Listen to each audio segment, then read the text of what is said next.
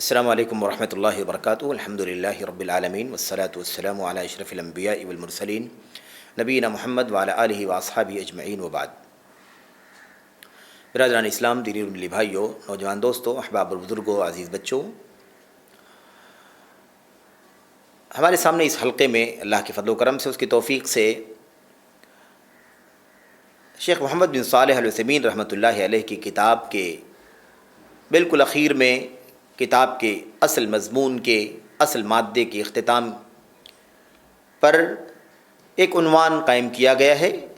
تعقیب معیت اللہ تعالی لخلقہ۔ یہ ہے اللہ تبارک و تعالیٰ کا اپنی مخلوق کے ساتھ ہونا، اللہ تبارک و تعالیٰ کا اپنی مخلوق کے ساتھ ہونا، اس سلسلے میں ایک تعاقب، ایک استدراک۔ اس سلسلے میں خود شیخ رحمۃ اللہ علیہ وضاحت کرتے ہیں کہ یہ تعاقب یا استدراک کس سلسلے میں ہے، کیوں بیان کیا جا رہا ہے۔ انشاءاللہ تبارک و تعالیٰ انہی کی زبانی ہم آپ کے سامنے گفتگو کریں گے۔ اصل میں اسی معیت الہی، اللہ تبارک و تعالیٰ کی اپنے مخلوق کی معیت، یعنی اللہ کا اپنے بندوں کے ساتھ ہونا، اس سلسلے میں ایک اشکال پیدا ہو گیا، ایک شبہ پیدا ہو گیا۔ شیخ رحمۃ اللہ علیہ نے اس سلسلے میں بعض مجلسوں میں درس میں اپنے وضاحت فرمائی، تو بعض لوگوں نے اس سے کچھ ایسی باتیں سمجھ لیں جو غیر مقصود تھیں، اور اس کی وجہ سے بہت سارے سوالات کھڑے ہونے لگے، بہت ساری چیمہ گوئیاں ہونے لگیں۔ اسی لیے شیخ رحمۃ اللہ علیہ نے مستقل طور پر تعقیب کے عنوان سے اس مسئلے کی وضاحت فرما دی ہے۔ تو چونکہ کتاب کا حصہ ہے رسالے کا، اس لیے ہم نے بھی مناسب سمجھا کہ پورے طور پر کتاب کے مادے کو سمیٹنے کی غرض سے کہ پورا مادہ سمٹ جائے اور یہ گوشہ بھی نہ رہ جائے، اس لیے آپ کے سامنے اسے ایک سے دو حلقے میں بیان کیا جا رہا ہے۔ تو شیخ کہتے ہیں کہ ہم نے اپنی کسی مجلس میں اللہ تبارک و تعالیٰ کی اپنی مخلوق کی معیت، یعنی اللہ تبارک و تعالیٰ کے اپنے بندوں کے ساتھ ہونے کے سلسلے میں اس کے معنی کو بیان کرنے ہم نے اپنی مجلس میں بیان کیا تھا۔ تو جس کی وجہ سے جس میں ہوا یہ کہ بعض لوگوں نے ہماری اس بات سے کچھ ایسا سمجھ لیا جو ہمارا مقصود نہیں ہے، اور نہ ہمارا وہ عقیدہ ہے، لیکن چونکہ غلط سمجھ لیا، غیر مقصود بات سمجھ لیا، جو ہمارا معنی نہیں ہے، ہمارا مقصد نہیں ہے، ہمارے بیان کرنے کا وہ منشا نہیں ہے، اسی لیے لوگوں کے سوالات، بہت سارے سوالات ہونے لگے، اور آپس میں ان کی چیمہ گوئیاں ہونے لگیں کہ اللہ تبارک و تعالیٰ کی اپنی مخلوق کے لیے معیت کے حوالے سے کیا کہا جا رہا ہے۔ میرے بھائیوں، تو کیا کہا جائے، کیسے عقیدہ رکھا جائے، اللہ تبارک و تعالیٰ کی معیت کا معنی کیا ہے، اللہ تبارک و تعالیٰ اپنی مخلوق کے ساتھ ہے، اس کا معنی کیا ہے۔ بہرحال اسی وضاحت کے لیے یہ تعقیب یا تعاقب کا عنوان قائم کیا گیا ہے۔ کہتے ہیں ہم، یعنی شیخ رحمۃ اللہ علیہ کہتے ہیں کہ بے شک ہم وضاحت کرنا چاہتے ہیں تاکہ کوئی غلطی کرنے والا یا جس سے غلطی ہو جائے۔ میرے بھائیوں، اللہ تبارک و تعالیٰ کی معیت کے سلسلے میں، اللہ تبارک و تعالیٰ کی معیت کے سلسلے میں کوئی غلطی کرنے والا، کوئی چوک کرنے والا ایسا عقیدہ نہ رکھ لے جو اللہ تبارک و تعالیٰ کے شایع نشان نہیں ہے، اللہ تبارک و تعالیٰ کے شایع نشان نہیں ہے، اور وہ وہی عقیدہ رکھ لے۔ تو اللہ تبارک و تعالیٰ کے شایع نشان عقیدہ اگر وہ نہیں رکھے گا بلکہ غلط عقیدہ رکھے گا جو اللہ کے شایع نشان نہیں ہے، تو ایسی صورت میں میرے بھائیوں یہ بہت بڑا خسارہ ہوگا، اور عقیدے کے باب میں ایک بہت بڑی چوک ہوگی، بہت بڑی غلطی ہوگی۔ اس لیے ہم اس کی وضاحت کر رہے ہیں۔ ایسے کہتے ہیں نمبر 2، اور اس وجہ سے بھی یہ وضاحت کر دینا چاہتے ہیں تاکہ کوئی بھی شخص ہم پر کوئی ایسی بات نہ تھوپے کہ آپ نے کہی ہے جبکہ ہم نے وہ بات نہیں کہی ہے، یا کسی شخص کو اس سلسلے میں وہم نہ ہو جائے جو ہم نے کہی ہے، جو کچھ ہم نے کہا ہے، یا جو کچھ ہم نے وضاحت کی ہے، اس سلسلے میں کسی وہم کرنے والے کو وہم نہ ہو جائے کہ ہم نے ایسی بات کہی ہے جبکہ ہمارا وہ مقصود نہیں ہے۔ تو اس بنیاد پر کہتے ہیں کہ یہ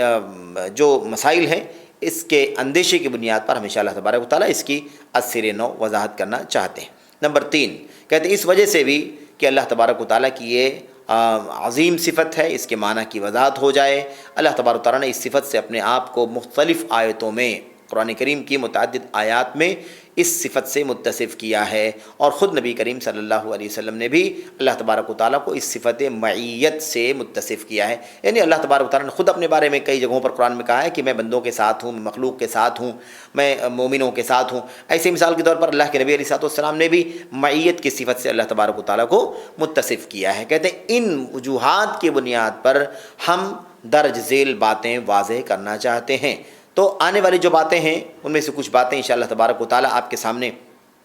ہم واضح کریں گے، اور کچھ باتیں ایسی بھی ہیں جن کی وضاحت اس سے پہلے جب معیت کے موضوع پر گفتگو چل رہی تھی تو اس کی وضاحت ہو چکی ہے، تو ہم انشاءاللہ تبارک و تعالیٰ ان چیزوں کا تکرار کرنے کے بجائے ہم اس سے سرسری طور پر یوں ہی گزر جائیں گے، اور جو باتیں میرے بھائیوں نئی ہیں یا اہم ہیں ان کی وضاحت ہم آپ کے سامنے کریں گے۔ تو شیخ رحمۃ اللہ علیہ کہتے ہیں کہ ہم یہ چند باتیں ہیں جن کی وضاحت آپ کے سامنے کر رہے ہیں، اور چند باتوں کو ہم آپ کے سامنے کھول کھول کر واضح کر رہے ہیں، ثابت کرنا چاہتے ہیں۔ اس کے بعد کہتے ہیں نمبر 1، اولاً پہلی چیز کیا ہے، پہلا عنوان کیا ہے اس حوالے سے، کہتے ہیں اللہ تبارک و تعالیٰ کی اپنی مخلوق کے لیے معیت، اللہ تبارک و تعالیٰ کا اپنے مخلوق کے ساتھ ہونا، یہ اللہ کی کتاب سے، سنت رسول سے، سلف امت کی اجماع سے ثابت ہے۔ اللہ کی معیت اپنی مخلوق کے لیے یہ ثابت ہے قرآن کریم کی آیات سے، نبی کریم صلی اللہ علیہ وسلم کی سنت سے، اور سلف صالحین کے اجماع سے۔ کہتے ہیں اللہ تبارک و تعالیٰ فرماتا ہے، دلیلیں قرآن کریم کی دلیلیں پیش کرتے ہیں، کہتے ہیں اللہ تعالیٰ کا ارشاد ہے وَهُوَ مَعَكُمْ أَيْنَمَا كُنْتُمْ، اللہ تبارک و تعالیٰ تمہارے ساتھ ہے، أَيْنَمَا كُنْتُمْ، تم جہاں کہیں رہو، تم جہاں بھی ہو اللہ تمہارے ساتھ ہے۔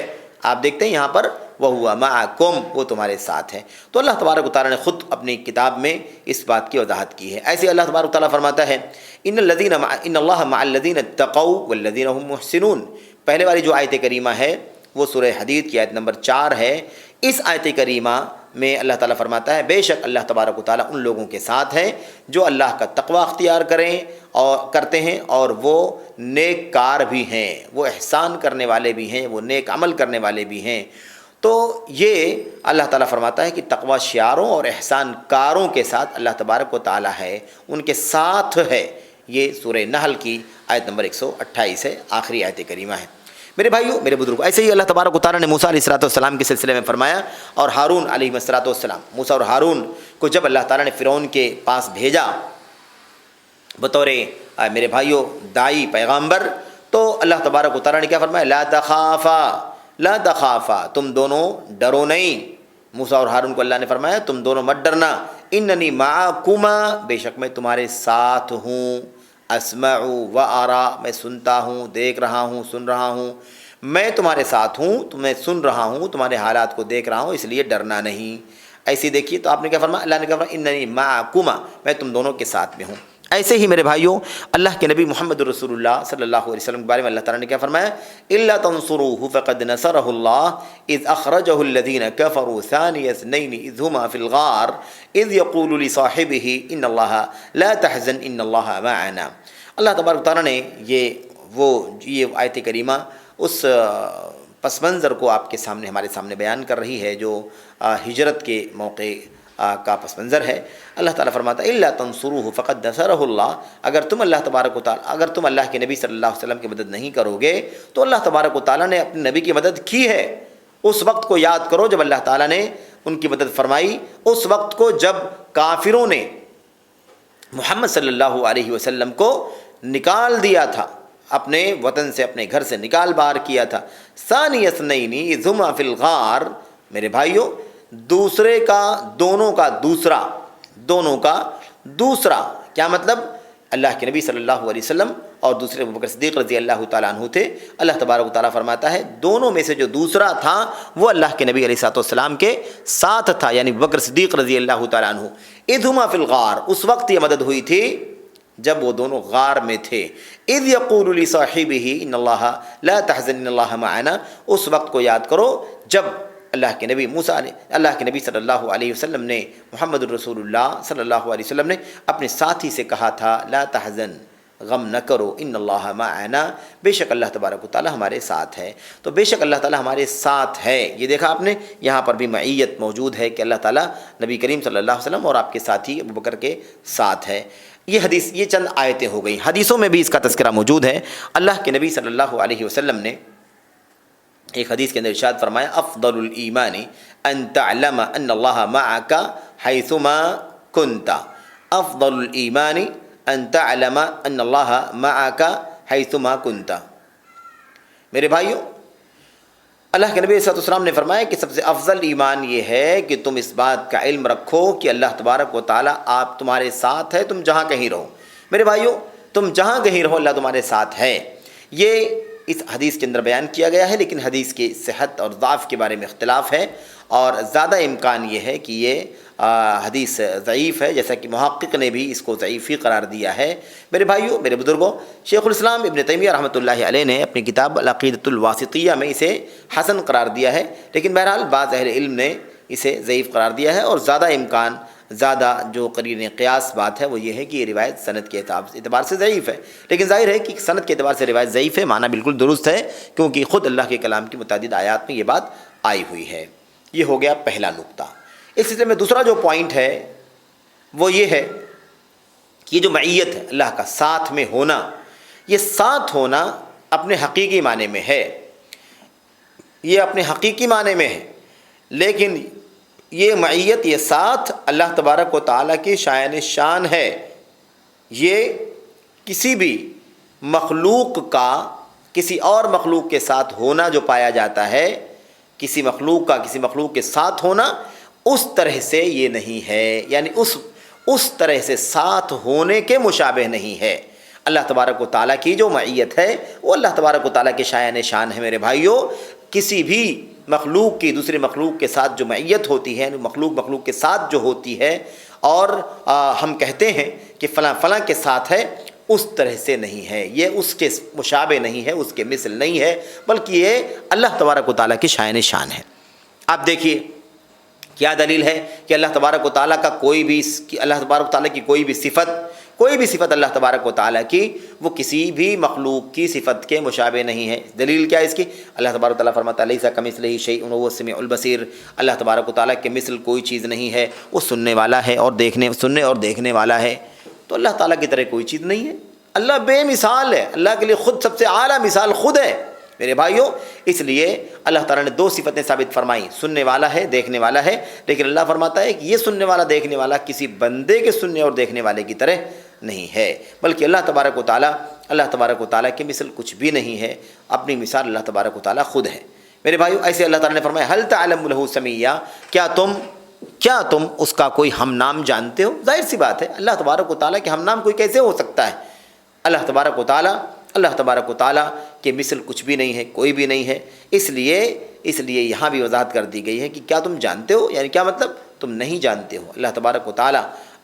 و تعالیٰ کا کوئی ہمسر نہیں، کوئی مقابل نہیں، کوئی ہم نام نہیں. میرے بھائیوں، کسی بھی طریقے سے یہ چیز نہیں پائی جاتی ہے کہ مشابہت کا کوئی شائبہ ہو. ایسے ہی اللہ تبارک و تعالیٰ فرماتا وَلَمْ يَكُنْ لَهُ كُفُوًا أَحَدٌ، اور اللہ تبارک و تعالیٰ کا کوئی ہمسر نہیں ہے، کوئی برابری کرنے والا نہیں ہے. یہ اللہ تبارک و تعالیٰ نے سورہ اخلاص میں جیسا کہ فرمایا ہے. اسی طریقے سے میرے بھائیوں، اور دیگر جو صفتیں ہیں، جو اللہ تبارک و تعالیٰ کی دیگر صفتیں ہیں جو ثابت ہیں حقیقی طور پر اس اعتبار سے کہ اللہ تبارک و تعالیٰ کے لائق و زیبا ہیں، اللہ تبارک و تعالیٰ کے شایان شان طور پر وہ چیزیں ثابت ہیں، وہ اللہ تبارک و تعالیٰ کے لیے خاص ہیں، اس کی شان کے مطابق ہیں. اور اللہ تبارک و تعالیٰ کی مخلوقات کی جو صفتیں ہیں، ان صفتوں کی مشابہت اس کے اندر نہیں پائی جاتی ہے. وہ اس کے مشابہ نہیں ہے، بلکہ وہ اس کی مثال خود ہے. میرے بھائیو، یہ ہو گئی قرآن کریم کی چند آیتیں اور اس کا تذکرہ، اس میں یہ بات بیان کی گئی ہے. اس کے بعد امام ابن عبد البر رحمۃ اللہ علیہ کا ایک قول نقل کیا ہے. وہ کہتے ہیں کہ اہل سنت کا اس بات پر اجماع ہے کہ جو صفتیں آئی ہوئی ہیں یہ ساری صفتیں قرآن کریم کے اندر ہوں یا سنت رسول صلی اللہ علیہ وسلم کے اندر ہوں. یہ میرے بھائیوں، میرے بزرگوں، یہ صفتیں بھی ثابت ہیں، اور ایسے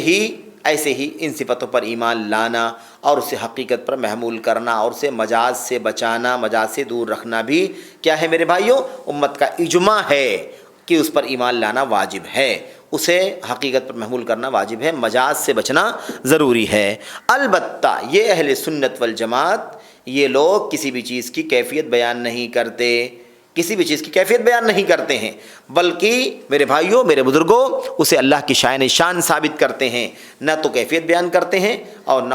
اسے اللہ تبارک، نہ اس کے اندر کوئی محدود صفت لا کر کے اسے میرے بھائیوں محدود بناتے ہیں، نہیں میرے بھائیوں، میرے بزرگوں، بلکہ اللہ تبارک و تعالیٰ کی یہ جو صفتیں ہیں اس کی کیفیت کا علم ہمیں نہیں ہے، اور نہ یہ مجاز ہے بلکہ حقیقت پر محمول ہیں۔ یہ بات میرے بھائیوں، میرے بزرگوں، شیخ الاسلام ابن تیمیہ رحمۃ اللہ علیہ سے منقول ہے، اور فتاوی حمویہ کے اندر جو مجموعہ فتاوی کے اندر موجود ہے، جسے امام ابن القاسم نے جمع کیا ہے میرے بھائی، اس کی 5ویں جلد کے اندر صفحہ نمبر 87 پر یہ باتیں موجود ہیں۔ تو یہ ابن عبد البر رحمۃ اللہ علیہ کی وضاحت ہے۔ ایسے اس کی وضاحت کے لیے شیخ رحمۃ اللہ علیہ نے امام ابن تیمیہ رحمۃ اللہ علیہ کا بھی ایک قول، ایک اقتباس نقل فرمایا ہے اسی جلد کے اندر، کہ ابن تیمیہ رحمۃ اللہ علیہ، شیخ الاسلام رحمۃ اللہ علیہ فرماتے ہیں، کوئی بھی گمان کرنے والا یہ گمان نہ کرے کہ جو کچھ کتاب و سنت کے اندر آیا ہوا ہے، جو کچھ کتاب و سنت کے اندر اللہ تبارک و تعالیٰ کی صفات کے حوالے سے، جو کچھ بھی کتاب و سنت کے اندر آیا ہوا ہے، اس میں سے کوئی بھی چیز کسی دوسری چیز سے ٹکراتی نہیں ہے، ہرگز نہیں۔ کوئی یہ نہ سمجھے، یہ گمان نہ کرے کہ ٹکرائے گی۔ میرے بھائیوں، کوئی بھی چیز نہیں ہے جو ٹکرائے گی، سرے سے ٹکراؤ ہے ہی نہیں۔ مثال کے طور پر اس مسئلے میں کہتے ہیں، مثال کے طور پیش کرتے ہوئے کہتے ہیں، اگر کوئی کہنے والا، مثال کے طور پر کوئی کہنے والا یہ کہے کہ بھائی قرآن کریم کی آیات میں، اللہ کے نبی علیہ الصلوۃ والسلام کی حدیثوں کے اندر، سنت میں یہ چیز آئی ہوئی ہے کہ اللہ تبارک و تعالیٰ عرش پر مستوی ہے۔ اب جب وہ عرش پر مستوی ہے اور اللہ تعالیٰ کا کلام کہتا ہے وَهُوَ مَعَكُمْ أَيْنَمَا كُنْتُمْ، وہ تمہارے ساتھ ہے تم جہاں کہیں رہو، کہتے ہیں اس کا جو ظاہری معنی سمجھ میں آتا ہے کہ اللہ تبارک و تعالیٰ تمہارے ساتھ ہے تم جہاں کہیں رہو، اس کے خلاف ہے، اس سے تعارض لازم آتا ہے۔ کہتے ہیں کوئی یہ گمان نہ کرے کہ اللہ تبارک و تعالیٰ کے کلام اور نبی کی سنت کے اندر جو باتیں اللہ تبارک و تعالیٰ کے عرش پر ہونے سے متعلق آئی ہیں کہ اللہ تعالیٰ عرش پر ہے، عرش کے اوپر ہے، وہ دلیلیں میرے بھائیوں ٹکراتی ہیں کس سے؟ وَهُوَ مَعَكُمْ أَيْنَمَا كُنْتُمْ، کہتے ہیں ایسا کوئی گمان کرنے والا گمان نہ کرے کہ ٹکراتی ہیں۔ کیوں؟ بلکہ مزید اور آگے بات بیان فرماتے ہیں۔ ایسے ہی مثال کے طور پر اللہ کے نبی علیہ الصلوۃ والسلام نے فرمایا اذا قام احدکم الی الصلاۃ فان اللہ تعالی قبل وجهه، جب تم میں سے کوئی آدمی کھڑے ہو کر کے نماز پڑھتا ہے تو اللہ تبارک و تعالیٰ اس کے قبلے کی جہت میں ہوتا ہے۔ آپ دیکھیے کہ جب تم میں سے کوئی بھی آدمی نماز پڑھتا ہے، نماز کے لیے کھڑا ہوتا ہے تو اللہ تبارک و تعالیٰ اس کے قبلے کی سمت میں ہوتا ہے۔ تو اب کہتے ہیں کہ اللہ تبارک و تعالیٰ کا میرے بھائیوں بندوں کے ساتھ ہونا اور عرش پر مستوی ہونا، ان دونوں میں کوئی ٹکراؤ نہیں ہے۔ کوئی گمان کرنے والا ٹکراؤ کا گمان نہ کرے، کیونکہ یہاں کہا جا رہا ہے کہ بندے کے قبلے کی سمت میں ہوتا ہے، اور اس سے پہلے والی میرے بھائیوں آیت کریمہ کے اندر کہا گیا کہ وہ تمہارے ساتھ ہے تم جہاں کہیں رہو۔ تو اب اس طرح کی جو باتیں ہیں، یہ باتیں میرے بھائیوں، میرے بزرگوں کہتے ہیں کہ کوئی گمان نہ کرے کہ اس میں ٹکراؤ پایا جاتا ہے۔ کیوں؟ اس وجہ سے کہ اگر کوئی شخص یہ عقیدہ رکھے گا کہ اس میں ٹکراؤ پایا جاتا ہے تو یہ غلط ہے۔ اس کی وجہ کیا ہے؟ اس کی وجہ یہ ہے کہ اللہ تبارک و تعالیٰ ہمارے ساتھ بھی حقیقت میں ہے اور عرش پر بھی حقیقت میں ہے، حقیقی معنی میں ہمارے ساتھ بھی ہے، ہمارے حقیقی معنی میں عرش پر بھی مستوی ہے میرے بھائیوں۔ کیوں؟ اس وجہ سے کہ اللہ تبارک و تعالیٰ نے قرآن کریم کی آیت کریمہ میں دونوں باتوں کو اکٹھا بیان فرمایا، وَالَّذِي خَلَقَ السَّمَاوَاتِ وَالْأَرْضَ فِي سِتَّةِ أَيَّامٍ ثُمَّ اسْتَوَىٰ عَلَى الْعَرْشِ يَعْلَمُ مَا يَلِجُ فِي الْأَرْضِ وَمَا يَخْرُجُ مِنْهَا وَمَا يَنزِلُ مِنَ السَّمَاءِ وَمَا يَعْرُجُ فِيهَا وَهُوَ مَعَكُمْ أَيْنَمَا كُنْتُمْ وَاللَّهُ بِمَا تَعْمَلُونَ بَصِيرٌ۔ آپ دیکھیے کہ اللہ تبارک و تعالیٰ نے اس آیت کریمہ کے اندر کیا ارشاد فرمایا، اللہ ہی کی ذات جس نے آسمانوں کو پیدا کیا، زمین کو پیدا کیا 6 دنوں میں، پھر اس کے بعد عرش پر مستوی ہوا۔ اب دیکھیں عرش پر مستوی ہونے کا ذکر ہے، اللہ تعالیٰ عرش پر مستوی ہوا، پھر اللہ فرماتا ہے وہ جو کچھ زمین میں داخل ہوتا ہے اسے جانتا ہے، جو کچھ نکلتا ہے اسے بھی جانتا ہے، جو کچھ آسمان سے اترتا ہے اسے بھی جانتا ہے، جو کچھ آسمان کی طرف چڑھتا ہے، جو بھی چیز چڑھتی ہے اسے بھی جانتا ہے۔ وَهُوَ مَعَكُمْ، اور وہ اللہ تبارک و تعالیٰ تمہارے ساتھ بھی ہے، أَيْنَمَا كُنْتُمْ، تم جہاں کہیں رہو۔ آپ دیکھ رہے ہیں اللہ تبارک و تعالیٰ نے ایک طرف فرمایا کہ وہ آسمانوں اور زمینوں کو اسی نے پیدا کیا ہے 6 دنوں کے اندر، پھر عرش پر مستوی ہوا ہے، اور آپ دیکھیے ایک طرف اللہ تبارک و تعالیٰ کا عرش پر مستوی ہونا، اور دوسری طرف اس کا تمہارے ساتھ میں ہونا، اینما کنتم، تم جہاں کہیں رہو، واللہ بما تعملون بصیر، اللہ تبارک و تعالیٰ تمہاری کرتوت کو اچھی طرح سے خوب دیکھ رہا ہے۔ اب آپ دیکھیے اس میں ٹکراؤ، بظاہر ٹکراؤ لگتا ہے، اور ایسے ہی اور بھی ایک وہ اعال والی حدیث نقل فرمائی ہے جو کہ وہ روایت ضعیف ہے، اس لیے اسے میں اس سے پہلے کسی حلقے میں اس کی وضاحت ہو چکی ہے، یہاں پر اس کا تذکرہ ہم نہیں کرنا چاہتے ہیں۔ کہتے ہیں کہ یہ گمان کرنے والا گمان نہ کرے کہ ان دونوں میں کوئی ٹکراؤ ہے، اللہ کے عرش پر ہونے میں اور اللہ تعالیٰ کے بندے کے ساتھ ہونے میں کوئی ٹکراؤ ہے۔ ٹکراؤ کا گمان نہ کریں، اس کی وجہ کیا ہے؟ دلیل کیا ہے اس کی وجہ یہ ہے کہ جو ماں کا جو لفظ ہے عربی زبان کے اندر، اس کے معنی ساتھ کے ہوتے ہیں، اور عربی زبان میں جب ماں کا اطلاق کیا جاتا ہے، ماں کے لفظ کا استعمال کیا جاتا ہے، تو میرے بھائیوں اس کا ظاہری معنی جو عربی زبان میں ہے اس سے مراد کیا ہوتا ہے؟ جو اس کا ظاہری معنی ہے وہ چپکنا نہیں ہے، لوگوں کے بیچ میں رہنا نہیں ہے، لوگوں کے درمیان گھلنا ملنا نہیں ہے، بلکہ ماں کا جو لفظ ہے میرے بھائیوں عربی زبان کے اندر وہ صرف کس لیے آتا ہے؟ اس لیے آتا ہے تاکہ یہ معنی دے کہ مطلق طور پر ایک دوسرے سے قریب ہیں، مطلق طور پر ایک دوسرے سے قریب ہیں، لیکن دونوں میں کوئی مس نہیں پایا جاتا، دونوں ایک دوسرے کو چپکتے نہیں، دونوں ایک دوسرے سے میرے بھائی مس نہیں کرتے یا دائیں بائیں سمت میں نہیں ہوتے۔ یہ میرے بھائیوں، میرے بزرگوں، یہ معنی اچھی طرح سے جان لینا چاہیے کہ جب عربی زبان میں ماں کا لفظ استعمال کیا جاتا ہے تو اس کا مطلب یہ ہرگز نہیں ہوتا ہے کہ چپک گیا ہے یا ساتھ میں ہے یا لوگوں کے بیچ میں ہے، نہیں، بلکہ اس کا معنی مطلق طور پر ایک دوسرے سے ملنا، مطلق طور پر ایک دوسرے سے میرے بھائیوں قریب ہونا، جس کے اندر چھونا، ٹچ کرنا یا مثال کے طور پر بالکل دائیں بائیں سے برابری میں ہونا یہ لازم نہیں آتا ہے۔ ہاں، اگر اس کے ساتھ ساتھ معکم کے ساتھ ساتھ اگر کوئی بھی مزید قید لگا دی گئی ہو، کوئی مزید قید لگا دی گئی ہو تو اس سے یہ ثابت ہوگا، اس سے یہ معنی نکلے گا میرے بھائیوں، میرے بزرگوں، کہ اس معنی میں وہ قریب ہے، اس معنی میں وہ قریب ہے، اس کا ظاہری معنی ہے، کیونکہ اللہ تبارک و تعالیٰ کے کلام کے علاوہ عربوں کے یہاں بھی اس کا استعمال چلتا تھا۔ کہتے ہیں فَإِنَّهُ يُقَالُ، کیونکہ یہ کہا جاتا تھا، عربوں کے اندر کہا جاتا ہے ما زلنا نسیر والقمر معنا او والنجم معنا، کہتے ہیں ہم برابر چلتے رہے اور چاند ہمارے ساتھ میں تھا، اور چاند کے ساتھ آپ نے فرمایا کیا کہا؟ اب النجم معنا، یہ ستارہ ہمارے ساتھ تھا۔ ظاہر سی بات ہے کہ چاند اور ستارے بہت اونچائی پر ہیں انسانوں سے، لیکن جب انسان چلتا ہے صحراؤں میں، چٹیل میدانوں میں، تو اسے ایسا لگتا ہے کہ اس کے ساتھ ساتھ چاند اور ستارہ بھی چل رہا ہے۔ تو کہتے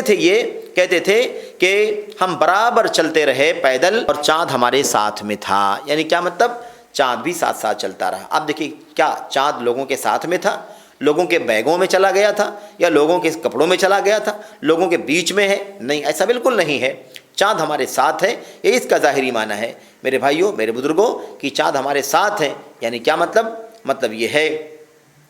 کہ اس طرح کا استعمال عرب کے لوگ کیا کرتے تھے، ماں کا لفظ استعمال کیا گیا، لیکن اس سے بالکل چپکنا، ایک دوسرے سے ٹچ ہونا ثابت نہیں ہوتا، بلکہ مطلق طور پر مل جانا، مطلق طور پر ملاقات، اور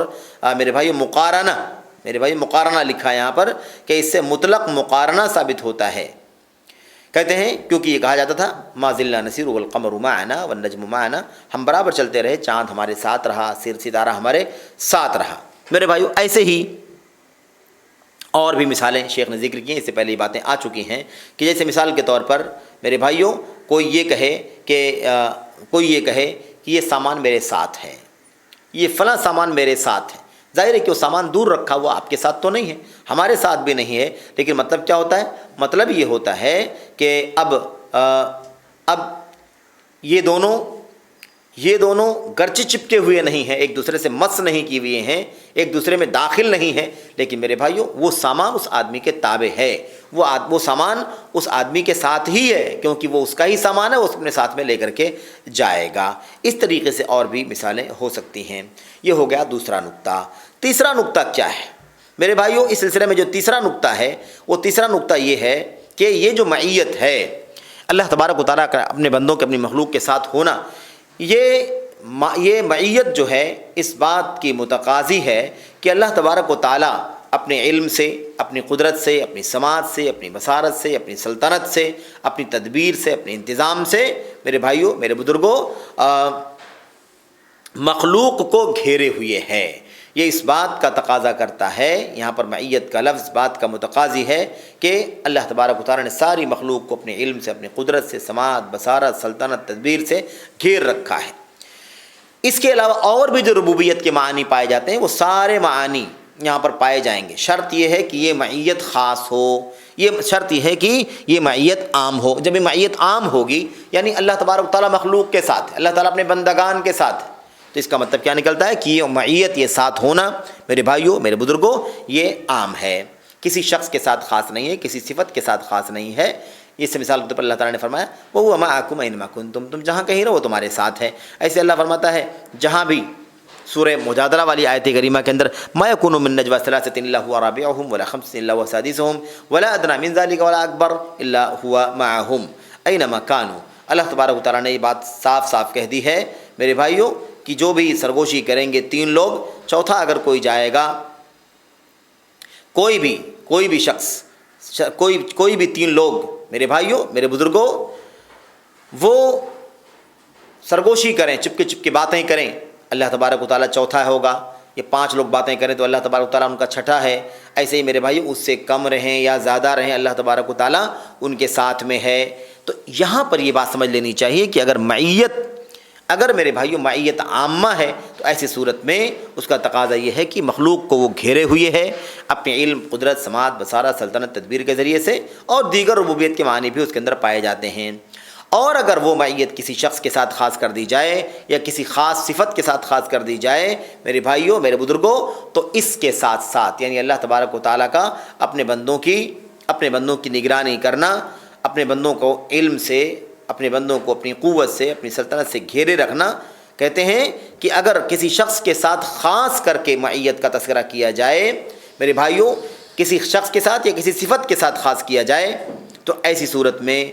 صورت میں وہ علم اور احاطے کے ساتھ ساتھ میرے بھائیوں نصرت، تائید اور ایسے توفیق اور درستی کا بھی متقاضی ہے۔ معنی کیا نکلا؟ معنی یہ نکلا کہ معیت کا دو اطلاق ہے، ایک عام اطلاق ہے۔ جب عام معیت استعمال کی جائے گی تو اس کا مطلب یہ ہوگا کہ اللہ تبارک و تعالیٰ ساری مخلوق کے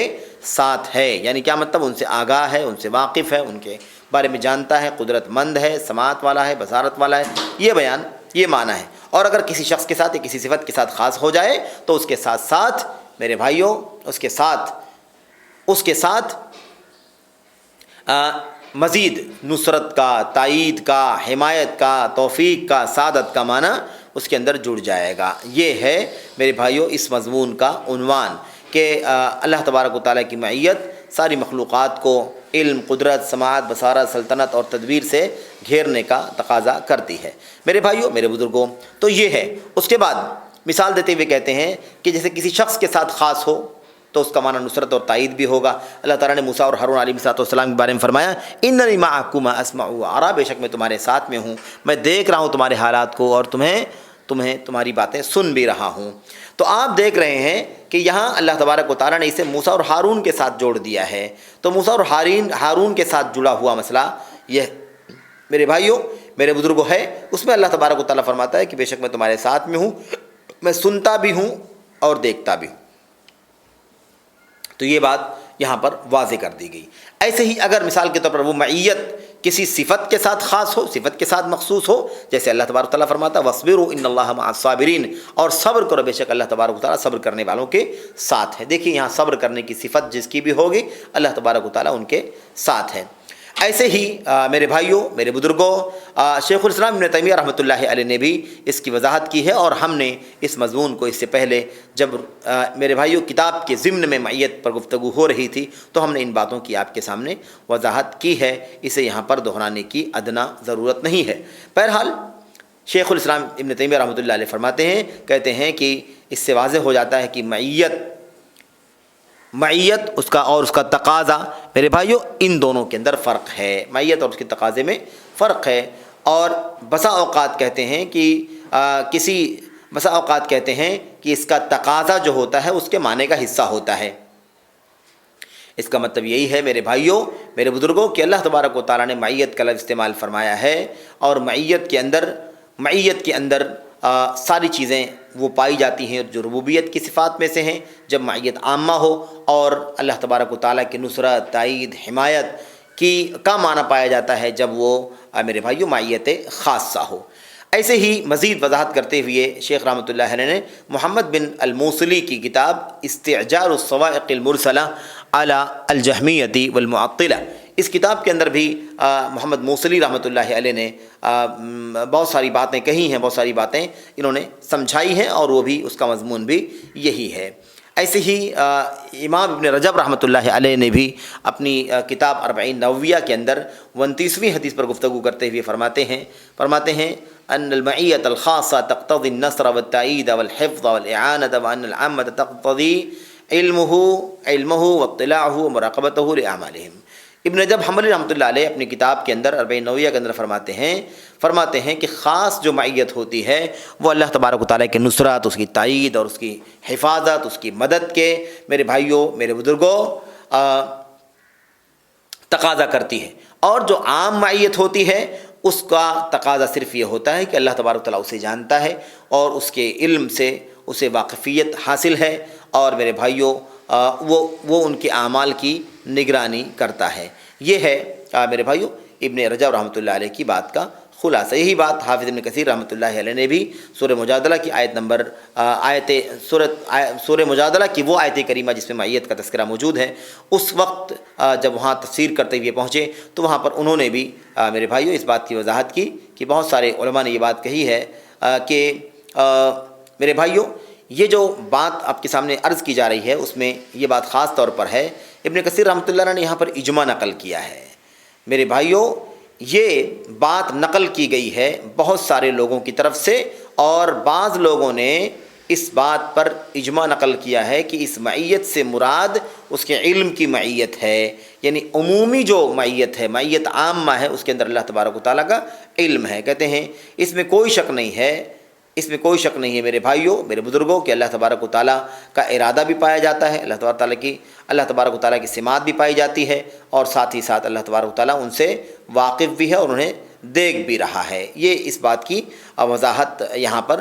کی جا رہی ہے ابن کثیر رحمۃ اللہ علیہ کے قول سے۔ ایسے ہی میرے بھائیوں یہ 3 پوائنٹ ہوئے، ان 3 پوائنٹوں میں جو باتیں بیان کی گئیں بڑی اہم بات ہے۔ اس کے بعد مزید اور بھی جو پوائنٹ ہے اس پوائنٹ پر انشاءاللہ تبارک تعالیٰ آپ کے سامنے گفتگو ہوگی۔ چوتھا جو نقطہ ہے وہ نقطہ یہ ہے کہ معیت میں یہ لازم نہیں ہے کہ وہ اپنی مخلوق کے ساتھ گھلا ملا ہوا ہو، اپنی مخلوق کے ساتھ گھلا ملا ہوا رہے، یہ میرے بھائیوں اللہ تبارک و تعالیٰ کے کلام کی آیتوں سے ثابت نہیں ہوتا ہے۔ تو یہ بہت ہی واضح سا مسئلہ ہے، اسے سمجھنا ضروری ہے۔ چوتھی جو بات ہے وہ یہی ہے میرے بھائیوں کہ اللہ تبارک و تعالیٰ کے لیے اللہ تبارک و تعالیٰ اپنے مخلوق کے ساتھ گھلا ملا ہوا ہو، اسی میں گڈمڈ ہو، اس میں خلط ملط ہو، یا مثال کے طور پر ان کی جگہوں میں گھسا ہوا ہو، یہ بالکل بھی اللہ تبارک و تعالیٰ کی معیت کا معنی نہیں ہے۔ میرے بھائیوں، میرے بزرگوں، یہ جو چوتھا نقطہ ہے اور اس کے بعد کے جو مضامین ہے ان مضامین کا تذکرہ ہم اللہ کے فضل و کرم سے اس کی توفیق سے اگلے حلقے میں کرنا چاہتے ہیں، تاکہ بات جو ہے وہ بستہ بستہ آپ کے سامنے آ جائے۔ تو انشاءاللہ تبارک و تعالیٰ یہ 3 نقاط ہیں اللہ تبارک و تعالیٰ کی اپنی مخلوق کی معیت کے حوالے سے کہ اللہ تعالیٰ اپنے مخلوق کے ساتھ ہے۔ اس لیے میرے بھائیوں، میرے بزرگوں، یہ اشکال دور کرنے کے لیے جو شبہات لوگوں کے ذہنوں میں پیدا ہو گئے تھے، امام ابن عثیمین رحمۃ اللہ علیہ نے یہ باتیں بیان فرمائی ہیں، جن میں سے 3 نقاط کو ہم نے پڑھ لیا ہے۔ بقیہ جو نقاط ہیں اسے انشاءاللہ تبارک و تعالیٰ ہم اگلے حلقے کے موقع پر انشاءاللہ تبارک و تعالیٰ آپ کے سامنے پیش کریں گے۔ تو یہ انشاءاللہ تبارک و تعالیٰ اس بات کا آدھا خلاصہ ہے جو معیت کے بارے میں شیخ رحمۃ اللہ علیہ نے یہاں پر تعاقب کے عنوان سے نقل فرمایا ہے۔ اللہ سے دعا کرتے ہیں کہ اللہ تبارک و تعالیٰ ہمیں اللہ کی معیت کا صحیح معنی سمجھنے کی توفیق عطا فرمائے، اور اللہ تبارک و تعالیٰ ہمیں اسی طرح سے اللہ کے کلام کی آیتوں کو اور نبی کریم صلی اللہ علیہ وسلم کی حدیثوں کو برتنے کی توفیق عطا فرمائے، آمین رب العالمین۔ وصلی اللہ وسلم وبارک علی نبینا محمد وعلی آلہ وصحبہ اجمعین۔ والسلام علیکم ورحمۃ اللہ وبرکاتہ۔